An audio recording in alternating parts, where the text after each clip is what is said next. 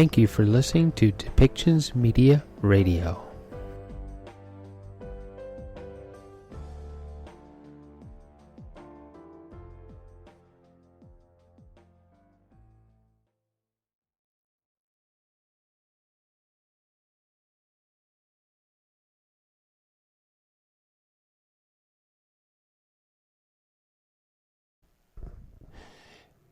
Okay, welcome back to Depictions Media Radio. I'm your host, Michael Clogs, of course, and Justin Trudeau has just announced that he is going to, or has invoked, the Emergency Act. It is a national act that allows the federal government to step in and take over in times of emergency. And he's declaring a national emergency because of the Freedom Convoy and the blockades that have ensued since. Just over the weekend here in Surrey, BC, there was a brief blockade at the Pacific Highway crossing going into the United States. This act could include, depending on the area, the seizure of personal property. It could include things like personal bank accounts and things like that. They're being used for what they are calling illegal activity. This is the illegal activity. It doesn't mean that people cannot protest, but people cannot protest. There are designated areas where protests are said to be legal, and there are areas where they are said to be illegal, such as the Ambassador Bridge from Windsor to Detroit is said to be an illegal protest. They are claiming that the whole thing is, of course, on a time limit, but the time limit was not really discussed very clearly. The time limit is when they think that they can release the emergency. So Justin Trudeau also was quoted saying that he has people's backs and that he wants to ensure that people have a right to commerce, that he's ensuring that the economy won't be shut down by the protest, and that is his primary concern. So there are statements, of course, from the Minister of Finance, Chrystia Freeland, and she will talk about the bank system and what the bank system can and cannot do to assist the ending of the protests and the blockades that have gone across the country. So let's listen to the press conference and what has been said, and decide, hey, is this representative of what we want Canada to look like, or is the Liberal government maybe going a step too far? So, here we go.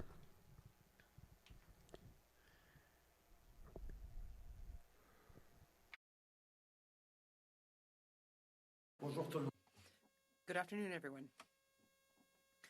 I am accompanied today by Deputy Prime Minister Freeland and Ministers Lametti, Mendicino, and Blair. I'm here to give you an update on the illegal blockades and tell you about our efforts to support Ukraine facing potential Russian invasion. But let's begin with the situation here in Canada, of course. Illegal blockades that have been disrupting the lives of too many Canadians. Here in our capital city, Families and small businesses have been enduring illegal obstruction of their neighborhoods, occupying streets, harassing people, breaking the law. This is not a peaceful protest. At the borders in different parts of the country, the blockades are harming our economy and endangering public safety. Critical supply chains have been disrupted. This is hurting workers who rely on these jobs to feed their families.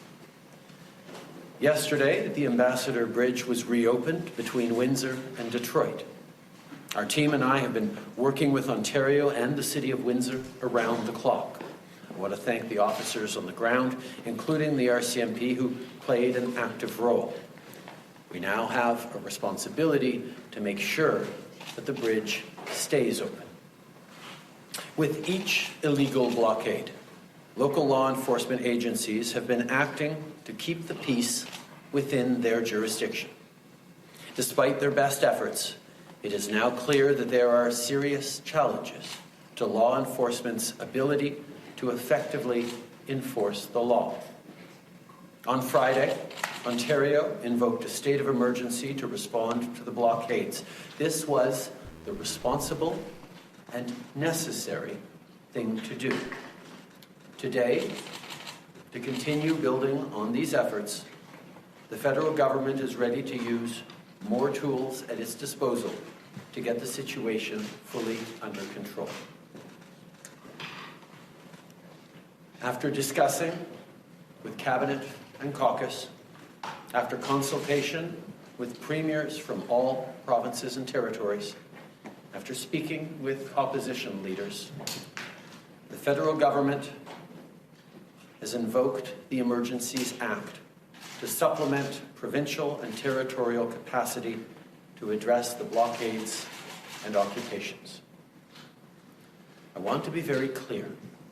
The scope of these measures will be time-limited, geographically targeted, as well as reasonable and proportionate to the threats they are meant to address. The Emergencies Act will be used to strengthen and support law enforcement agencies at all levels across the country. This is about keeping Canadians safe, protecting people's jobs, and restoring confidence in our institutions. Here's how the measures we're taking today will help get the situation under control. The police will be given more tools to restore order in places where public assemblies can constitute illegal and dangerous activities, such as blockades and occupations, as seen in Ottawa, the Ambassador Bridge, and elsewhere. These tools include strengthening their ability to impose fines or imprisonment.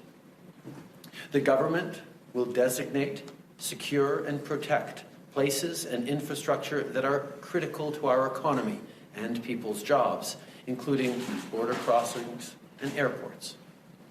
We cannot and will not allow illegal and dangerous activities to continue. The Emergencies Act will also allow the government to make sure essential services are rendered, for example, in order to tow vehicles blocking roads.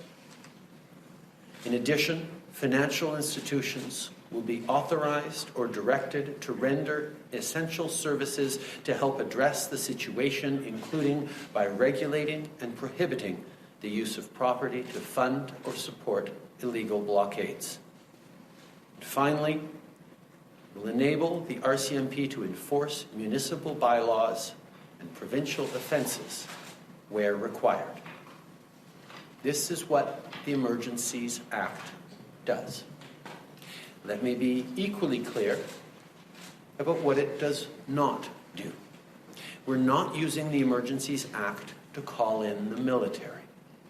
We're not suspending fundamental rights or overriding the Charter of Rights and Freedoms. We are not limiting people's freedom of speech. We are not limiting freedom of peaceful assembly. We are not preventing people from exercising their right to protest legally. We are reinforcing the principles, values, and institutions that keep all Canadians free. Après des discussions avec Following discussions with Cabinet and Caucus, after consulting the premiers of all provinces and territories, and after speaking with the leaders of the opposition parties, the federal government has invoked the Emergency Measures Act to complete provincial and territorial powers in order to manage the illegal blockades and occupations. I want to be very clear.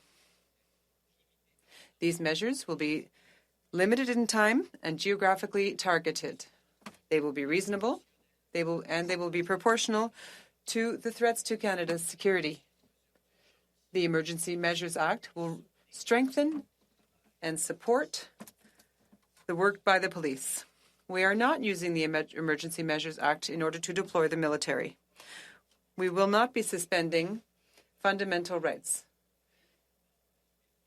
as articulated in the Charter of Rights and Freedom. We are not limiting the right to peacefully protest or assemble. What we want to do is protecting Canadians, protecting their jobs, and reinstating confidence in our institutions. Something that's been used ever, but it exists for a reason. Invoking the Emergencies Act is never the first thing a government should do, nor even the second. The Act is to be used sparingly and as a last resort. Right now, the situation requires additional tools not held by any other federal, provincial, or territorial law. Today, in these circumstances, it is now clear that responsible leadership requires us to do this. These measures must be and will be compliant with our Charter of Rights and Freedoms. Indeed, the Emergencies Act was created in the late 80s to flow from and uphold the Charter. We'll always defend the rights of Canadians to peaceful assembly and to freedom of expression, but these blockades are illegal, and if you're still participating, the time to go home is now. On a separate track from the Emergencies Act, I want to reassure people that the Canadian Border Services Agency is already turning back non-Canadians trying to enter Canada to participate in blockades. And of course, while we get the situation under control, we'll continue to have Canadians' backs. I want to remind affected businesses that if you're facing revenue losses, support is available through our wage and rent subsidy programs. We know that downtown Ottawa businesses in particular have been hard hit by these illegal activities. In the coming days, we'll be launching specific support for those businesses. I know that everyone is tired of this pandemic.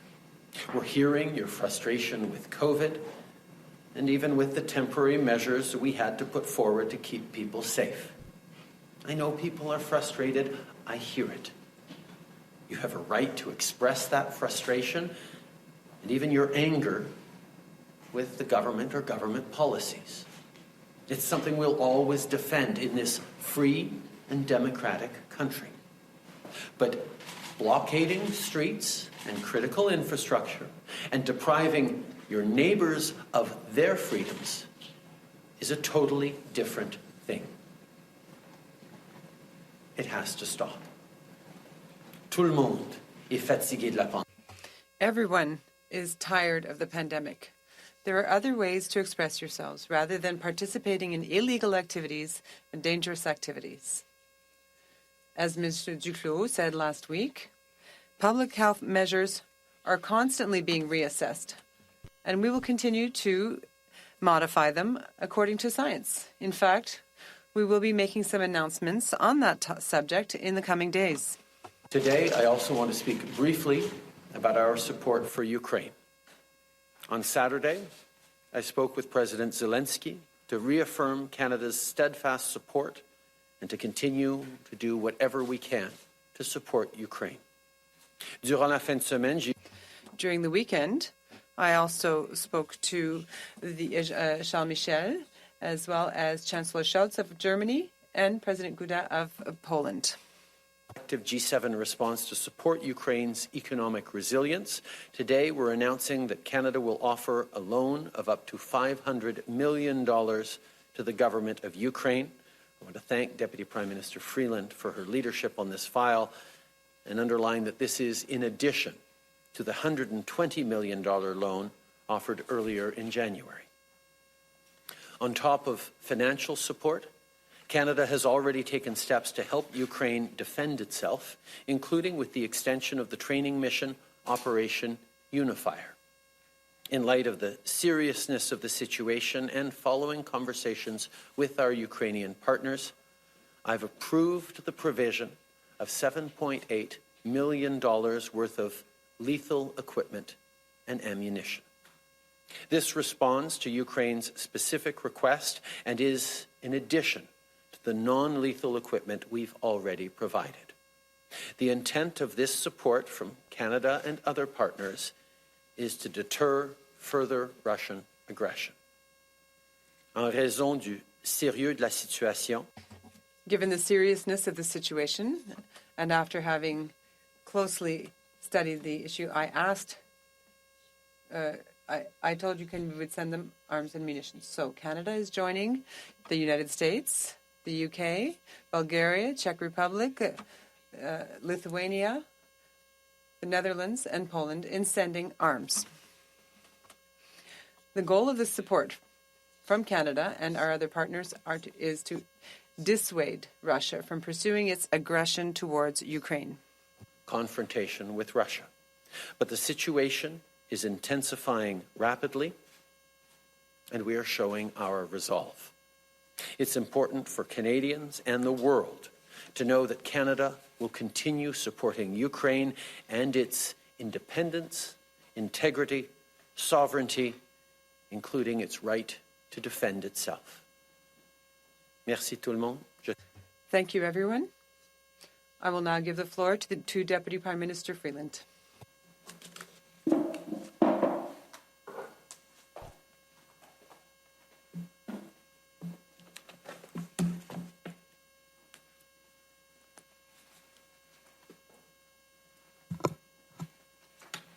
Merci, Monsieur le Thank you, Prime Minister. Hello, everyone. Across the world, liberal democracies are being confronted with serious and repeated threats. We thought, and we perhaps even hoped, that Canada would be spared. For the last 2.5 weeks, we have realized that this is not the case.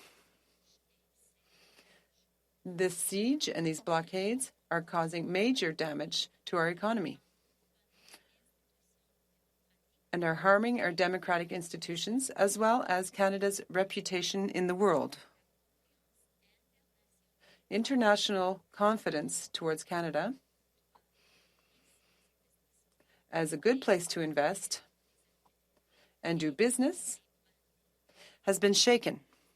barricades are doing great damage to Canada's economy and to our reputation as a reliable trading partner. The blockade of the Ambassador Bridge has affected about $390 million in trade each day. This bridge supports 30% of all trade by road between Canada and the United States, our most important trading partner. In Coutts, Alberta, about $48 million in daily trade has been affected by the blockades. In Emerson, Manitoba, about $73 million in daily trade has been affected by the blockades. These costs are real. They threaten businesses, big and small, and they threaten the livelihoods of Canadian workers, just as we are all working so hard to recover from the economic damage caused by COVID. Nous nous sommes battus bec et ongle. We fought so hard to protect Canada's privileged relationship with the United States when we were negotiating NAFTA. We stood up to Tariff 232, which were illegals and unjustified.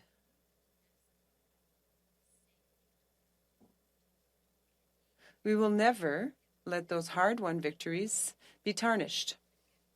The world is watching us. Our jobs, our prosperity, and our livelihoods are in danger. That is why our government is acting. We are resolute and determined. These illegal blockades must be lifted, and they will be. Invoking the Emergencies Act, we are announcing the following immediate actions.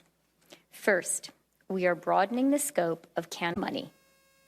This is about stopping the financing of these illegal blockades. We are today serving notice. Illegal blockades, your corporate accounts will be frozen. The insurance on your vehicle will be suspended. Send your semi-trailers home. The Canadian economy needs them to be doing legitimate work, not to be illegally making us all poorer. Il s'agit de suivre la... It's all about following the money. It's about putting an end to the funding of these illegal blockades. Consider yourselves warned. If your truck is used in these blockades, your corporate accounts will be frozen. The insurance on your vehicle will be suspended. Send your rigs home. The Canadian economy needs them to do legitimate work and not make us all poorer illegally. We've taken these measures after deep thought. I have discussed this with the heads of Canadian banks. I thank them for doing what is necessary to ensure laws are being complied with and that Canadian democracy is being protected as well as our economy. The past 2 years, we have trusted one another. We've leaned on one another. What we are facing today is a threat to our democratic institutions, to our economy, and to peace, order, and good government in Canada. This is unacceptable. It cannot stand, and it will not stand. Thank you. And I'll now turn over the floor to my colleague, our Attorney General, Minister of Justice, David Lametti.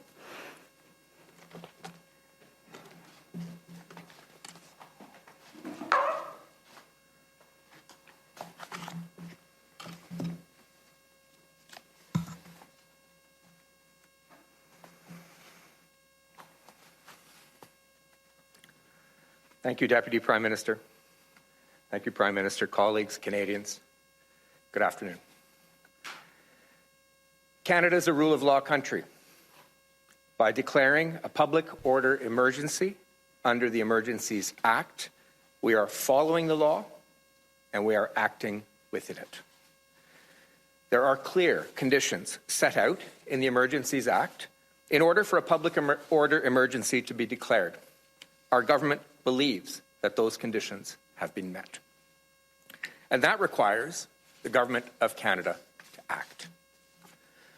La loi sur les mesures d'urgence. The Emergency Measures Act has existed since 1988 and replaced the War Measures Act. It is different from the previous act in two important ways. First of all, the Emergencies Act has several ways of safeguarding measures, including parliamentary review. Secondly, measures taken under this act must comply and observe the Canadian Charter of Rights and Freedoms. Specific, serious circumstances that amount to a national emergency. For a situation to be qualified as a national emergency, 3 conditions must be met. First, we must be in a situation that either seriously endangers lives, health, or safety of Canadians and exceeds the capacity or authority of a province to deal with it, or seriously threatens the ability of the Government of Canada to preserve the sovereignty, security, and territorial integrity of Canada. Second, the provinces and territories' capacity to handle the situation must be considered insufficient or must show gaps. And third, we must conclude that the situation cannot be handled adequately under any other Canadian law, including provincial laws and territorial laws. Une fois l'urgence déclarée, Once the emergency has been declared, the Emergencies Act allows the federal government to adopt rules or decrees in order to intervene. Our government respects Canadians' rights and freedoms as protected under the Charter.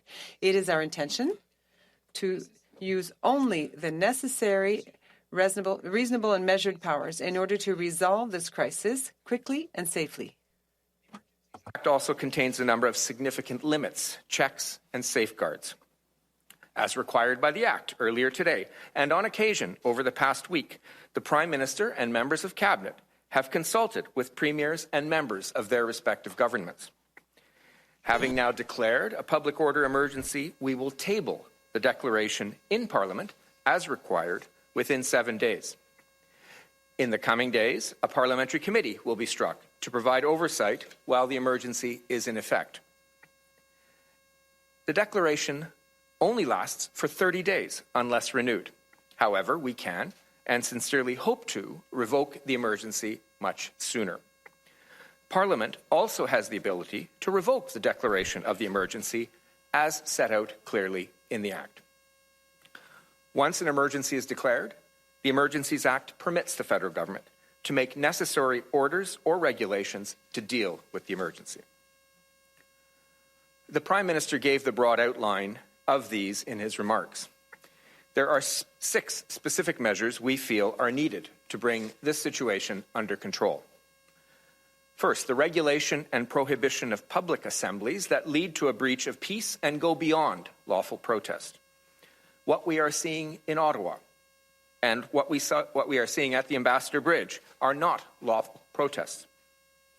Second, designating and securing places where blockades are to be prohibited. This could include borders, approaches to borders, and other critical infrastructures, or Ottawa. Directing persons to render essential services to relieve impacts of blockades on Canada's economy. And this could include tow trucks and their drivers, for compensation, of course. Authorizing or directing financial institutions to render essential services to relieve the impact of blockades, including, as we have heard from the Deputy Prime Minister, regulating and prohibiting the use of property to fund or support the blockades. Measures enabling the RCMP to enforce municipal bylaws and provincial offences where required. And finally, the imposition of fines or imprisonment for a contravention of any more order or regulation made under Section 19 of the Emergencies Act.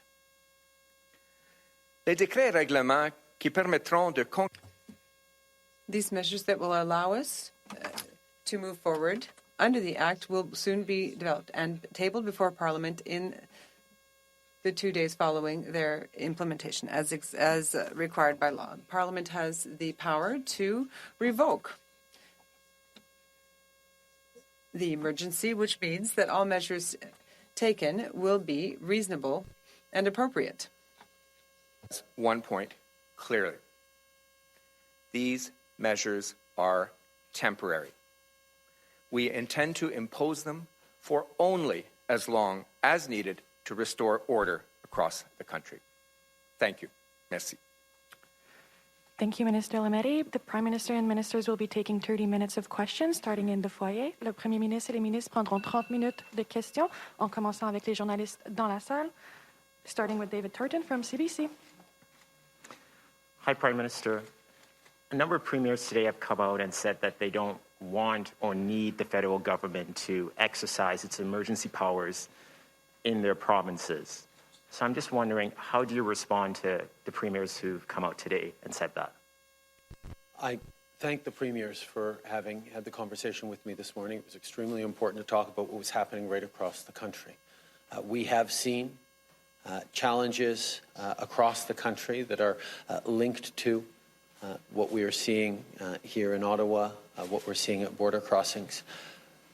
But allow me to repeat what I said before.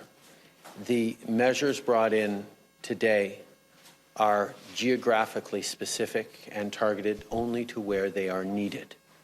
These are not blanket powers across the country. These will be tools that can be used where and when necessary so that the police of jurisdiction dealing with blockades or occupations have the tools necessary and can draw on RCMP resources as necessary to keep Canadians safe, to restore confidence in the rule of law and in our institutions, and to make sure that our economy continues to recover from the impacts of COVID-19 over the past 2 years. At least one other premier said that invoking this act is like putting oil on a raging fire. Words along those lines. Do you think you're inflaming the situation even more by invoking this? My focus is on Canadians who've had a long 2 years, who've been through a pandemic, who've lost loved ones, who've seen businesses struggle, who've lost jobs, and just want this to be over. They're exhausted. We're all exhausted. We're all frustrated by the pandemic. But those people who disagree with the measures that governments put in place to keep Canadians safe, to ensure that we would make it through this pandemic better than many of our peer countries, those people have gone from protesting and disagreeing with those measures to limiting and blocking the freedoms of their fellow citizens, hurting jobs, hurting lives and livelihoods, endangering public safety, and weakening our country not just right now, but for times to come in the eyes of our most important trading partners. These illegal blockades are hurting Canadians, and they need to stop. Every step of the way, we have been there to support the police of jurisdiction. We've been there with tools and resources to help end these blockades. But it is clear that there are more tools necessary, and that is why we are moving forward with time-limited, geographically specific, extremely bounded measures and additional powers that will allow us to get through these blockades and occupations and get back to the business of rebuilding our lives and our country after this pandemic. Next question. Bonjour, Monsieur Trudeau. Max Chabot. Hello, Mr. Trudeau. This is Radio Canada. As we were saying, obviously certain criteria will have to be met, but certain premiers have already spoken out against these measures. Would you be prepared to go forward to move forward in provinces who do not agree with the application of this act? Answer: in conversations that we're having across the country, as well as with premiers and as well as with police services, we are working on managing various situations across the country, and those conversations will continue. The Emergencies Act is there to provide us with additional tools and provide additional tools to the police services that are on site in order to manage situations as they emerge. It's not automatically an intervention by the federal police or a direct intervention by the federal government. We're here to provide more tools, including additional authorities, to whichever police has jurisdiction and is there. It's quite possible, and we even hope, that the tools we have provided to police services across the country will not have to be resorted to. Certainly not for very long. Ideally, if these premiers who say that they have the situation in hand will continue to be able to do so. But on a national level, we have reached criteria forcing us to act, to provide more tools to those who maintain order in our country, to protect all Canadians across the country. Question, you're saying that it's necessary. It's been through, we're in the third week of these protests in Ottawa now. Why did you not do this 2 weeks ago? Don't you think that you failed in your leadership responsibilities in moving forward on this earlier? Answer, some people will say that we moved too quickly. Other people will say, no, we should have acted weeks ago. The reality is this. The Emergencies Act is not something to take lightly. It's not the first thing you turn to, nor the second, nor the third.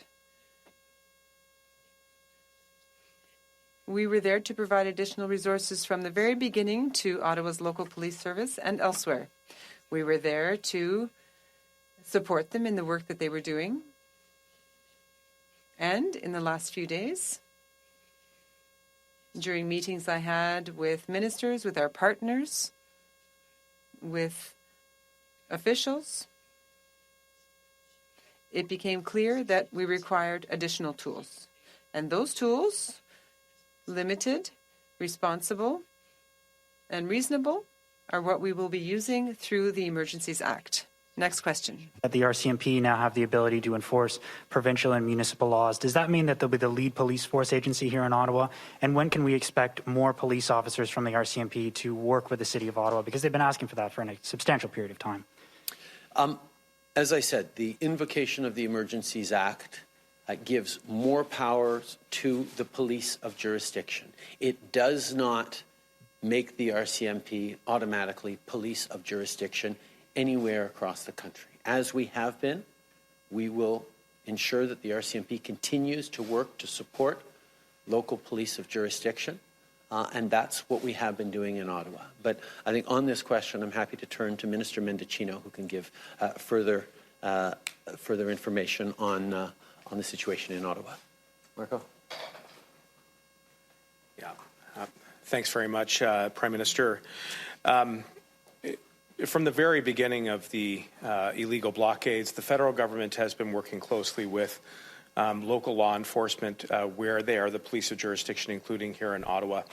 I would point out that we've sent 3 installments of reinforcements to ensure that that Ottawa Police Service has the support that they need. But I think, as we've seen, without question, there have been many, many challenges on the ground to restoring public order on the streets, and one only has to look at the situation on Wellington Street over the past number of weekends. I think it's difficult to overstate the impact of those scenes, the conduct that has unfolded by those who are participating in illegal blockades.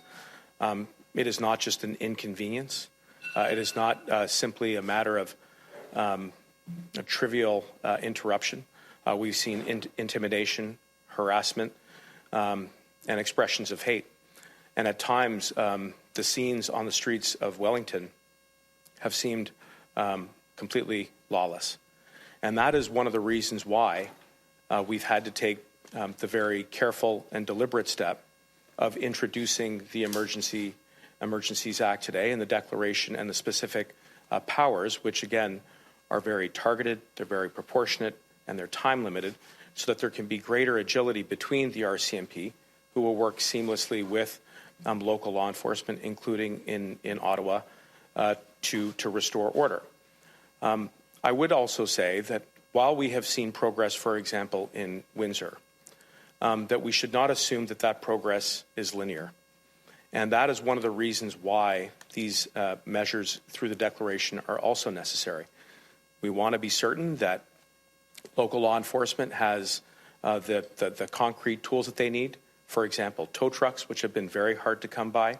In addition to that, the kind of jersey barriers which will assist with crowd control that will ensure that trade and traffic can move very efficiently. And in addition to that, when it comes to the relationship between the RCMP and local law enforcement and provincial enforcement, the provision that is within the declaration will allow the RCMP to be more efficiently assigned to those areas to uphold the law, be they municipal laws, provincial laws, or indeed the designated zones which will be prohibited from assembly because they may cause a breach of peace or may interrupt our critical infrastructure through trade. So when you look at the suite of the measures that we put into place today, and we've certainly put a lot of thought into that, our view is that they are necessary and they will assist us in dealing with the illegal blockades and bringing them to a peaceful and expeditious resolution. As my follow-up, Mr. Trudeau, Mr. Mendicino just mentioned that when you look out on Wellington Street here, you see lawless scenes. Why do you have any faith that the Ottawa Police, after 3 weeks now, is going to be able to turn things around and restore law and order in this area? In regards to the Ottawa Police, we have been working closely, not just the RCMP, but the OPP, to ensure that there is a coordinated approach on that. But in terms of confidence in the police, I think we could do worse than turn to our Minister of Emergency Preparedness, Bill Blair, to respond to that. Bill. Yeah, thank you very much, Prime Minister, and good afternoon, everyone. The Ontario Ottawa Police Service remains the police of jurisdiction in the City of Ottawa. But the police services right across Canada and certainly in Ontario have been coming together. And they recently announced on Friday the formation of an integrated command structure for managing this event. And that really brings the resources and the capacities of the OPP and the RCMP to the assistance of the Ottawa Police. We've also had conversations with other police agencies across Ontario, and they recognize the situation here and the importance of ensuring that there are adequate resources. But it's not simply an issue of resources, but also of authorities. And we have been working from the very outset with the municipality and with the province in order to ensure that our police services here in Ottawa and right across Canada have the authorities they need and the resources they need to do the important job. Now, as I said yesterday, policing is a very important institution in our society. We need the police to do their job of upholding our laws, to maintain the rule of law, and to maintain public order and safety in our communities. And we have a responsibility to make sure that they have the resources and the tools that they need to do that job. They have our support. And as that support grows in the City of Ottawa, I have confidence that they'll be able to restore order with the support that we're providing. Next question. Hi, Prime Minister. Stephanie Taylor with the Canadian Press. You emphasized you were not calling in the military to deal with the situation, but all options, as you said last week, are on the table. So what would it take for you to bring the military into this situation? What would the criteria be, and what would it take for you to make that decision? I'm not going to engage in hypotheticals right now. I think what is most important is that Canadians get their lives back, their communities back, their neighbourhoods back, and can once again rely on their jobs and the trade and the supply chains that are supporting them and putting food on their tables. The reality is the measures that we put forward today, which have been carefully thought through, will give the tools to law enforcement to be able to move in even stronger and clearer ways against these illegal protests, these illegal occupations and blockades that are hurting Canadians. We will continue to monitor, and we will continue to do the things necessary to keep Canadians safe. But like I said, this Emergencies Act in no way brings in the military as a solution against Canadians. We are empowering law enforcement. I think that's what Canadians want to see. Over the weekend, Minister Blair expressed that he was a little baffled by the lack of law enforcement he saw. I want to know what you think. Do you agree with him that it is a little baffling the Ottawa police are not enforcing more of the laws? What do you make of the policing you have seen to date on Wellington Street and elsewhere in Ottawa? I think there is a high level of frustration amongst residents of Ottawa that this situation has gone on as long as it has. Certainly the frustration people feel in Ottawa has been echoed across the country and indeed around the world. and it is important that the police of jurisdiction, working with the OPP and the RCMP, are able to put an end to these illegal protests. The specific and limited measures that we are putting forward today as part of the Emergencies Act will give them further tools that in their coordinated response between the Ottawa Police Services, the OPP and the RCMP working together should be able to respond to these concerns by the citizens of Ottawa who want their cities back. We'll take one last question in the foyer before turning to the phone. Yeah, Prime Minister Ryan Hamilton, National Post. Over the weekend, Mayor Jim Watson here in Ottawa made a deal with protest organizers to move more trucks onto Wellington Street and out of residential areas. I'm wondering if you can give me any reaction to that deal. I know that the City of Ottawa, its police services and its elected officials have been pursuing an end to these blockades. This has gone on far too long. It is no longer a lawful protest at a disagreement over government policy. It is now an illegal occupation. It is time for people to go home. The measures that we've put forward today will be additional tools for law enforcement at all levels to be able to secure an end to these blockades. You're announcing today rules around preventing banks from dealing with these illegal blockades. The City of Ottawa has dealt with these legal blockades. Don't you find that problematic that they have cut a deal to put more trucks directly in front of Parliament Hill? We are working in a concerted way on measures that will hopefully restore order to the City of Ottawa and allow residents to get back to their lives. The measures that we put forward today around empowering banks to follow up and to ensure that funds are not used for illegal acts. This show has been produced by Depictions Media. Please contact us at depictions.media for more information.